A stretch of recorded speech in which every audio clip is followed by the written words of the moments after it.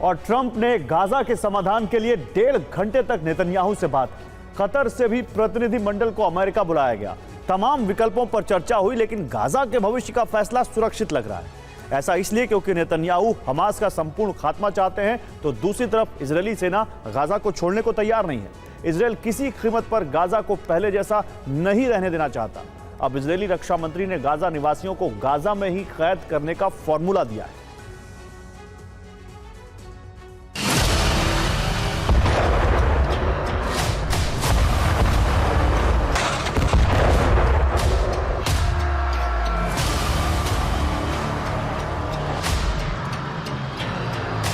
Gaza में एक तरफ अमेरिका में मंथन चल रहा था, तो दूसरी तरफ इजरायल के रक्षा मंत्री का नया फॉर्मूला दुनिया के सामने आया है।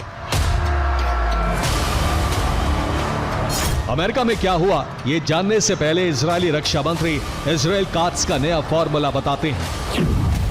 कात्स के मुताबिक गाजा के लोगों को कुछ खास कैंप में रखा जाएगा। राफा के खंडहरों में विशेष कैंप का निर्माण कराया जाएगा। इजरायली सेना कैंप की देखभाल करती रहेगी। इजरायली रक्षा मंत्री चाहते हैं कि गाजा में मौजूद फिलिस्तीनियों को एक खास इलाके में सिमटा दिया जाए,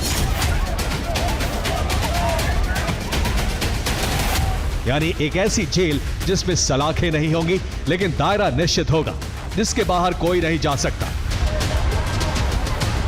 कात्स के फॉर्मूले के मुताबिक कैंप में एंट्री से पहले सभी लोगों की गहन जांच होगी। कैंप में घुसने से पहले पहचान साबित करनी होगी। सभी तरह के सामानों की जांच की जाएगी। इजरायल के इस प्लान को गाजा को खाली कराने और फिलिस्तीनियों को दूसरे देशों में बसाने के विकल्प के तौर पर देखा जा रहा है।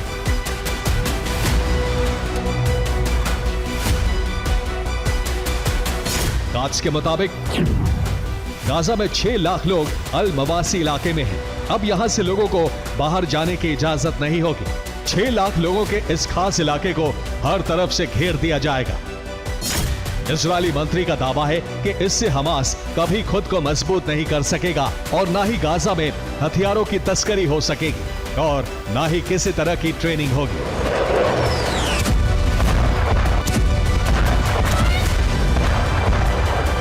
माना जा रहा है कि इस प्लान से नेतन्याहू भी सहमत हैं, क्योंकि अमेरिका में गाजा पर किसी तरह का फैसला नहीं हो सका है।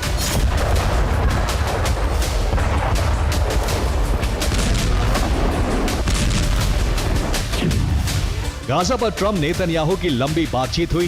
दोनों नेताओं की बैठक 1.5 घंटे बाद खत्म हुई। ट्रंप गाजा में तुरंत सीज फायर के पक्ष में है, लेकिन नेतन्याहू हमास के खात्मे के मुद्दे पर अड़े हैं।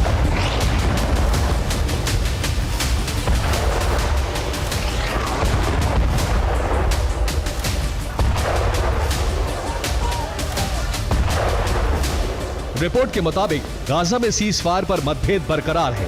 ट्रंप तुरंत सीज फायर चाहते हैं, लेकिन नेतन्याहू का मानना है कि जब तक हमास को खत्म ना कर दिया जाए तब तक जंग जारी रहे।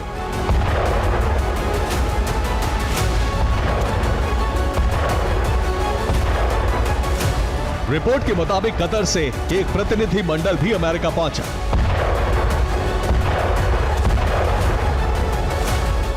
व्हाइट हाउस में मध्य पूर्व में अमेरिका के विशेष दूत स्टीव विटकॉफ से 3 घंटे तक प्रतिनिधियों की मुलाकात हुई।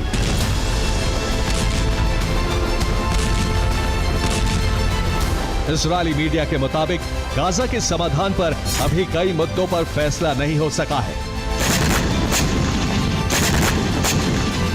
Bureau report, TV9 Bharatvarsh.